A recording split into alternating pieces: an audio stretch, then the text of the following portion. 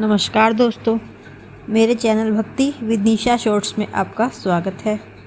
दोस्तों, आज हम पुरुषोत्तम माह के 8वें अध्याय का श्रवण करेंगे। चलो हम शुरू करते हैं 8वां अध्याय। सूत जी कहने लगे, हे तपोनिधे, भगवान विष्णु और श्री कृष्ण के वचन सुनकर नारद जी अत्यंत प्रसन्न हुए, परंतु फिर भी प्रश्न करने लगे। नारद जी कहने लगे, हे प्रभो, लक्ष्मीपति जब बैकुंठ को चले गए फिर क्या हुआ, वह सब कृपा करके मुझसे कहिए। हरि का वृतांत सबके लिए हितकारक है। ऐसे प्रश्न से प्रसन्न होकर श्री नारायण जगत को आनंद देने वाले वचन बोले। श्री नारायण कहने लगे, हे नारद, जब लक्ष्मीपति बैकुंठ को चले गए तो अधिक मास को अपने धाम में अपने पास बुलाया। वहाँ बैकुंठ में बसकर अधिक मास अत्यंत आनंद करने लगा और भगवान के साथ क्रीड़ा करने लगा। श्री कृष्ण के मन से प्रसन्न होकर मल मास को 12 मासों में श्रेष्ठ कर दिया और सबका प्रिय बना दिया। इस प्रकार भक्त वत्सल भगवान युधिष्ठिर और द्रौपदी को कृपा से देखते हुए अर्जुन से बोले, हे राजसिंह, दुख में डूबे होने के कारण तुमने तपोवन में पुरुषोत्तम का आदर नहीं किया और वृंदावन चंद्र का प्रिय मास आपके वन में रहने से अनजाने से चला गया। भय से दुखित मन वाले भीष्म द्रोण भी नहीं जान पाए और भय के द्वेष से तुमने नहीं जाना। वेद व्यास जी से प्राप्त विद्या आराधना में लगे रहे। भयंकर युद्ध शाली अर्जुन इंद्रप्रस्थ गए और उसके दुख से दुखित आप लोगों ने नहीं जाना। अतः अब क्या करना चाहिए? मनुष्य को प्रारब्ध भोग अवश्य भोगना पड़ता है। मनुष्य प्रारंभ से ही सुख, दुख, भय और आनंद को प्राप्त होता है। अतः सदा भाग्य पर ही भरोसा रखो। हे महाराज, अब आपके दुख का दूसरा कारण कहता हूँ। इतिहास पूर्वक इस कथा को अच्छी तरह श्रवण करो। कृष्ण कहने लगे, यह द्रौपदी पूर्व जन्म में महाभाग्यशाली ब्राह्मण की पुत्री थी। कुछ काल व्यतीत होने पर 12 वर्ष की हो गई। अपने पिता की यह एक ही पुत्री थी और बड़ी ही चतुर, गुणवती और सुंदरी होने के कारण यह पिता को अत्यंत प्रिय थी। यह पड़ोसन सखियों का सुख देखकर पुत्र पौत्र की इच्छा करने वाली और विचारने लगी कि ऐसे मेरे भी अच्छे गुण और भाग्य वाले भर्ता और सुख देने वाले श्रेष्ठ पुत्र किस तरह उत्पन्न हो, परंतु प्रारब्ध ने तो पहले ही नाश कर दिया। क्या करूं? क्या किसी मुनि के पास जाऊं या किसी तीर्थ में जाकर वहां पर रहूं?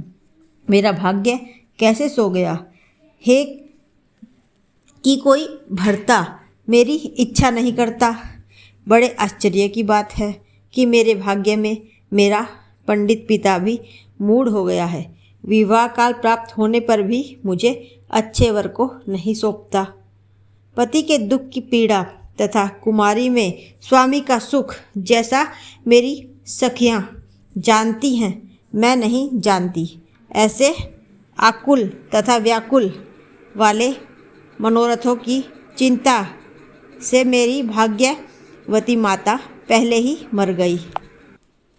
शोक और मोह की तरंगों से पीड़ित कन्या का पिता, यह मेधावी ऋषिराज भी पृथ्वी में विचरने लगा, पर कन्यादान के निमित्त जोड़ी का वर ढूंढने पर नहीं मिलने से अपने मनोरथ में निराश हो गया। पुत्री के और उसके अपने दुर्भाग्य से उसको दारुण तीव्र ज्वर हो गया। तब वह ऋषिराज सब शरीर में अतिशूल होने के कारण व्याकुल हो गया और श्वास पर श्वास से युक्त होकर लौटता गिरता घर आकर पृथ्वी पर गिर पड़ा, जैसे मदिरा पान करने से मूर्छा को प्राप्त हो जाता है, और अपनी पुत्री का स्मरण किया। जब तक पुत्री भय से व्याकुल होकर अपने पिता के पास आई, तब तक वह मरने के सदृश हो गया।